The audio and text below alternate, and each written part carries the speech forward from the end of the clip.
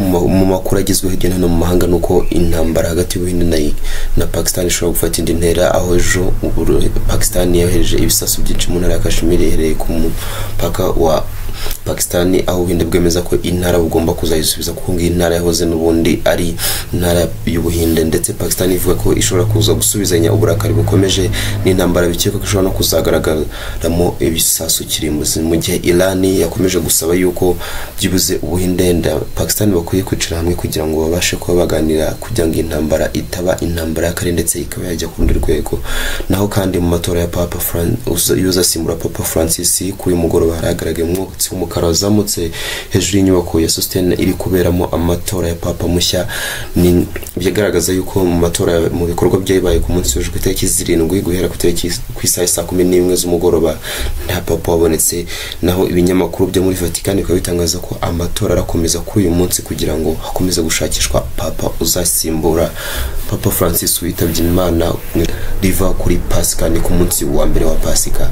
Ni mu gihe kandi muri Guinea wahoze ari guverineri w'abanyakaba n'umuyobozi mukuru w'ishyaka ritavuga rumwe n'ubutegetsi kugeza uyu munsi yamaze gukatirwa igifungo, aho yahamijwe ibyaha birimo guhombya igihugu asaga miliyoni 7 z'amayero, ndetse ibikorwa byinshi bikaba bikomeje uje muri Guinea mu rwego rwo guhangana n'abagenda bagaragarwaho n'ibikorwa bya ruswa nk'uko byemejwe n'abari ku butegetsi muri iki gihe.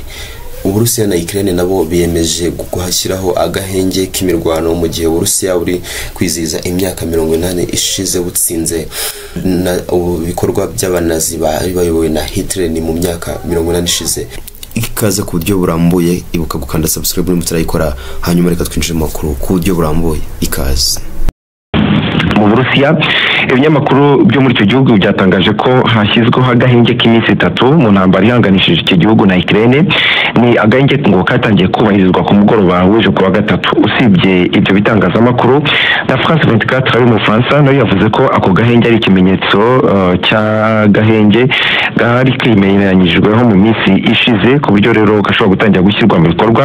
Ariko aka gahenge k'iminsi 3 kasabwe na perezida w'Uburusiya Vladimir Putin mu gihe Uburusiya buri kwinjira mu bihe byo kwizihiza umunsi mukuru w'intsinzi y'igisirikare cy'Uburusiya imbere y'abanazi b'Ubudage mu gihe cy'intambara kabiri y'isi yose.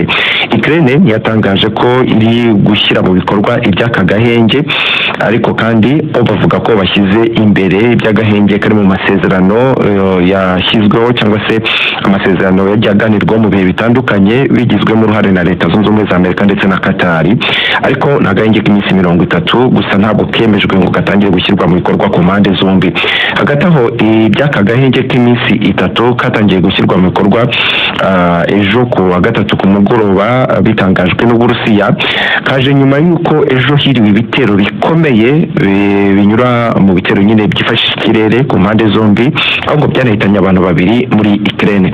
Ibiro by'umukuru w'igihugu mu Burusiya byitwa Kremlin byatangaje ko igisirikare cy'Uburusiya aho bari hose ari ukuvuga abasirikare b'Uburusiya bagomba kubahiriza iby'aka gahenge kashyizwe na perezida Putin, ariko ko Ukraine niramuka muri iyi minsi 3 igabye ibitero ku basirikare b'Uburusiya, abasirikare b'Uburusiya ngo bazasubizanya uremere ibyo bitero, ndetse ngo bazakora ibishoboka byose bahane Ukraine kubera ibyo bitero baba bagabye mu gihe cy'iminsi 3. Nyamara Uburusiya bwaragaragaje ko agomba gushyirwa agahenge. Hagati aho tugarutse ku by'iminsi mikuru rero, cyane umunsi mukuru za kuwa gatanu, Uburusiya bwafashe ingamba zikomeye zo gucunga umutekano mu murwa mukuru Moscow. Ni mu birori byo kwishimira imyaka 80 ishize intambara kabiri y'isi yose irangiye, Uburusiya butsinze Ubudage bw'abanazi bwayoborwaga na Adolf Hitler. Ibi birori bitegerejwemo abakuru b'ibihugu na za guverinoma bagera kuri 30 bo hirya no hino ku isi, cyane hakavugamo perezida w'Ubushinwa Xi Jinping ndetse na perezida wa Brazil nawe bamaze kwemeza ko azitabira ibyo birori.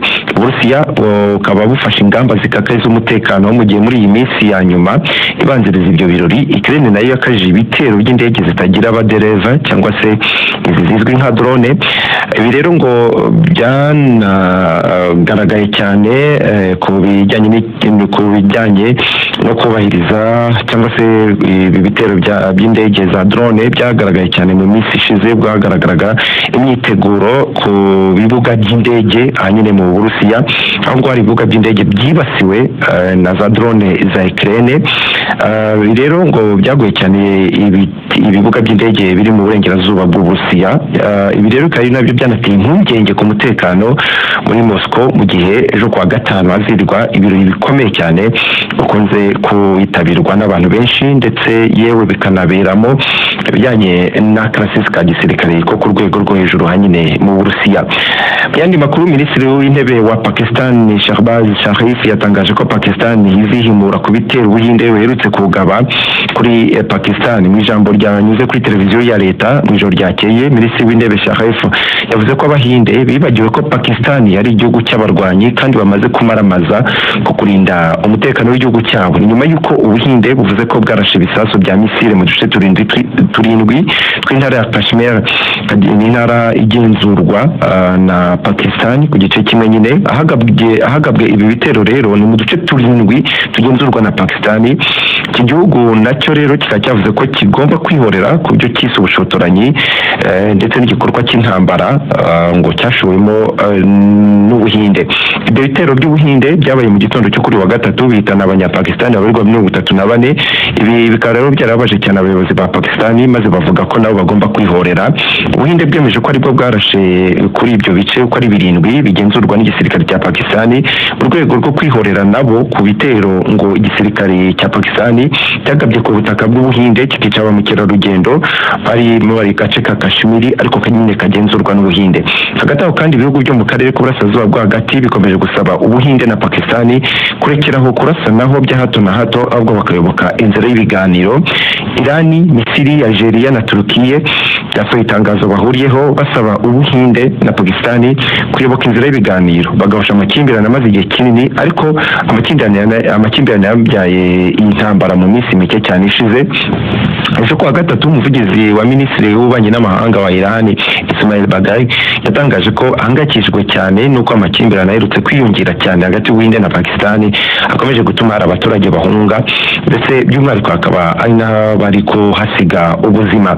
Dusoza amakuru kuvuga hirya no hino ku isi twavuga ko igisirikare cya Korea y'Epfo cyongeye gushinja Korea ya Ruguru kugerageza igisasu cya misile cyambukiranye imipaka mu gikorwa cy'imyitozo cyabaye mu ijoro ryakeye. Korea y'Epfo yavuze ko iyi misile bwoko bwa balistike yarashwe mu nyanja ihuriro n'ibihugu byombi. Ibi birego si bishya ariko Korea ya Ruguru yagiye ibihakana ivuga ko ibitangazwa n'abaturanyi babo ba Korea y'Epfo ngo nta shingiro bifite, ngo ibyo baba barimo ari imyitozo ya gisirikare isanzwe igamije gukarishya abasirikari ba Korea ya Ruguru. TV show Link people with friends. Naho muri Guinea baravugwa inkuru yuko umuyobozi w'abatavuga n'ubutegetsi ndetse akaba yarahoze n'umuyobozi mukuru wa banki mbere yuko ahunga kugeza ubu yamaze gukatirwa n'inkiko akekwaho ashinjwa ibyaha bya ruswa no kunyereza umutungo w'igihugu. Usibye ibi kandi yasabwe gutanga ihazabu ingana miliyari 5 z'amafaranga akoreshwa nyine muri Guinea. Ibrahim Sharif Ba urusanzwe yari n'umuyobozi w'ishyaka ritavuga rumwe n'ubutegetsi aho muri Guinea yamijwe ibi byaha birimo na ruswa nyine n'ibindi bifitanye isano nayo byose hamwe ngo bikaba byarakururiye igihombo ku gihugu cya miliyari zirenga 10 miliyoni 10 z'amayero ku gihombo nyine igihugu cyose. Uyu mugabo yakatiwe atari mu gihugu kuko yahunze iki gihugu kuva General Mamadou Doumbouya yajya ku butegetsi aho nyine muri Guinea. Akigera ku butegetsi General Doumbouya yahise ashyiraho ingamba zikomeye zo kurwanya ruswa n'ibyaha bifitanye isano nayo, ndetse we ubwe yumvikanye kenshi abwira bene gihugu cyane cyane abari mu nshingano ko leta itazihanganira umuntu wari we wese uzagaragarwaho ibyo byaha bifitanye isano na ruswa. Avuga ko ubutabera buzakomeza gukora ibishoboka byose bagakora akazi kabo maze ruswa ikaranduka burundu muri Guinea. Ndagushimiye ko twabanye muri aya makuru, ibuka gukanda subscribe muri turayikora kandi like share na comment n'ingenzi n'inkunga ikomeye kuri twebwe. Ibihe byiza, Islam Shalom, ibiganiro byacu birakomeza.